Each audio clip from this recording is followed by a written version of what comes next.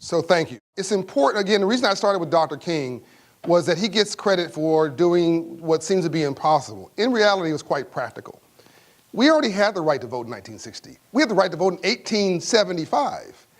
It was not enforced. So the 4 civil rights bills of Dr. King were just enforcement actions.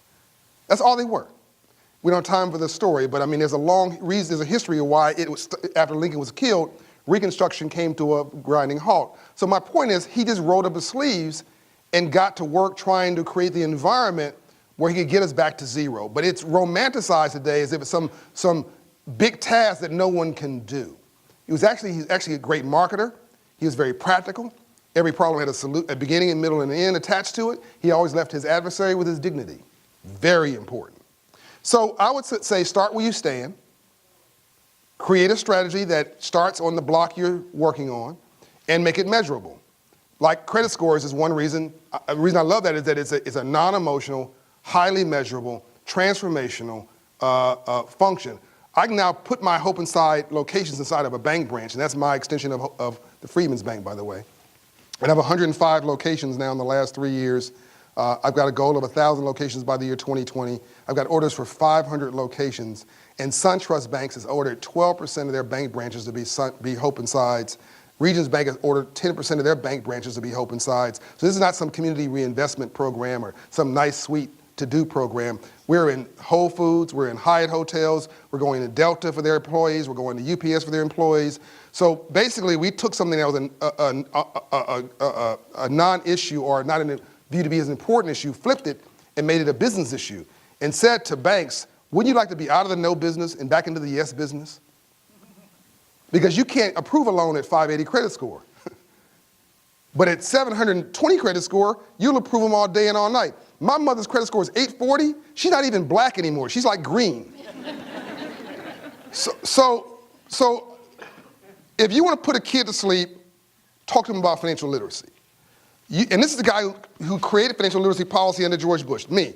But it will just bore people to death. The unbanked issue. You have a big problem with preparedness and trying to get people interested in this topic. But you have something that nobody else has. Money that flows on an unscheduled basis. I'm not encouraging disasters, by the way, understand that. But they're happening whether you ask for it or not. Can you turn a negative into a positive? That's what I'm saying.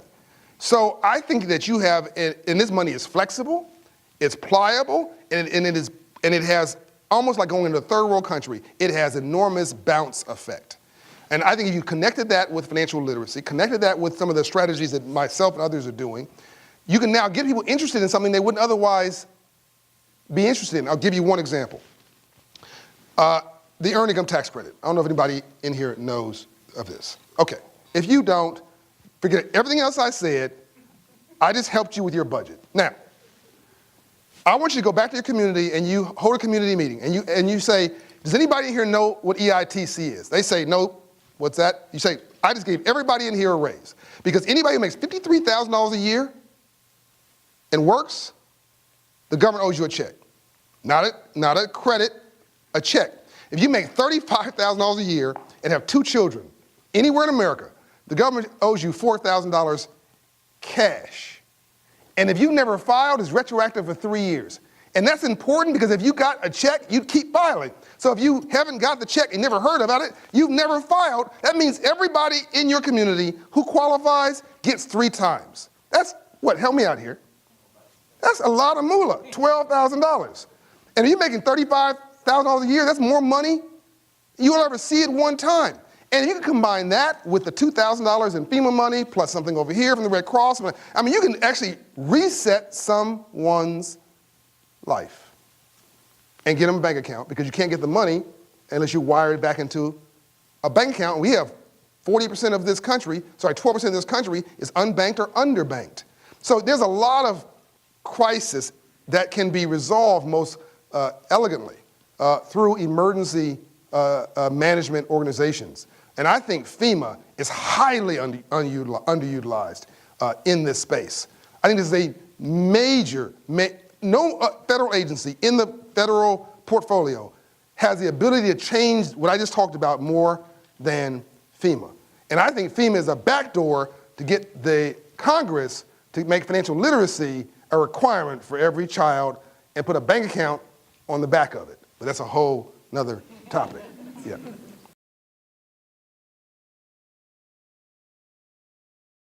Two points. One, that's mostly for third world countries. And it is extremely effective, particularly when it comes to giving dignity to women, giving women the dignity they deserve, because most of that microcredit is lent through women, and they have an incredible repayment ratio above 97%. But third world countries operate differently than first world countries. That's the first point. The second point is, I don't like it. And I don't like it because it encourages a differentiation between the microcredit recipient and you and me. Notice I said you and me, even though we're supposedly different. I think we're completely profile-wise the same.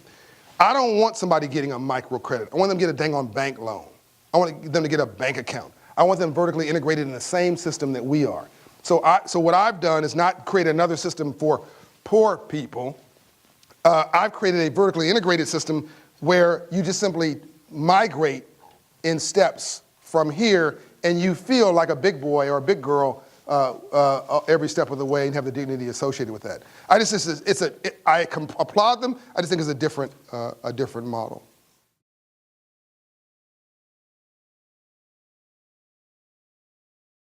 This is a full-blown American crisis. We're the largest economy in the world, and we're winging it. I want that just to set in with everybody. Don't hear the hype about China's big. No. You can take China, Italy, Russia. That's why Russia's all upset and making a lot of noise. They're broke. Take all of those countries and put them inside of America, and we still have room. We are huge, and we're winging it. It's amazing that this experiment is still working because GDP is driven by you and me, and no one's teaching us the rules of free enterprise. So I don't think, here's a problem. The urgent continues to crowd out the important down the street. That's the problem. Congress, Senate, the White House, doesn't matter who's there. I've served 3 presidents, I've been honored by 5, I've known 7. Every time they mean well, but the urgent crowds out the important. Guess what you folks have at your disposal? The urgent. And I think you just need to create an agenda and a framework, because what's happening is everybody realized you can't keep writing these checks to fund all these crises. And I'm just talking about the nationally presently declared disasters. Forget about all the countless county, city, state, local, non-proclaimed disasters that keep eating away at precious resources. And so there's not enough money to just write the check. We have to find other ways of solving it. And I'll just leave you with this statistic. After Hurricane Katrina, New Orleans had a rate of police officers that was 4 times per capita Los Angeles, but it was twice as less safe. So it wasn't just about more law enforcement and more tanks. By the way, there's not enough tanks to save you. People have lost hope. I think Los Angeles works, as screwed up as my home city is, I think Los Angeles works as the 12th largest economy in the entire world, because basically people believe if you work hard, play by the rules, do the right thing, keep your nose clean, pay your taxes, and respectful to your elders, and follow the law, it'll pay off in a reasonable shot of success or failure on your own merit. Did you guys follow all that? No? Somebody say no? Basically, if you do the right thing, you'll get a shot at the American dream. Not a guarantee, but a shot. And when that contract is broke, when you don't believe you're going to get a shot anymore, there's not enough police to save you. That's essentially my argument. So the way you got to, so if hope really is the equalizer and education, the ultimate poverty eradication tool, when you know better, you do better. We don't have the time to go into how many billions of dollars a city's missing because of leakage, property taxes not being paid, utility bills being cut off, all this leakage because people are always in a ready, fire, aim mentality. And how many people are not getting the disaster recovery dollars because they don't want to fill out the paperwork, there's misinformation, they're stressed out, they never get around to it, or they just don't know what to ask for. No matter how many ways you come at it, this is the cheapest fix on the planet. And I think when you do this, GDP goes through the roof, as I said earlier, and crime and all of the negative things go down.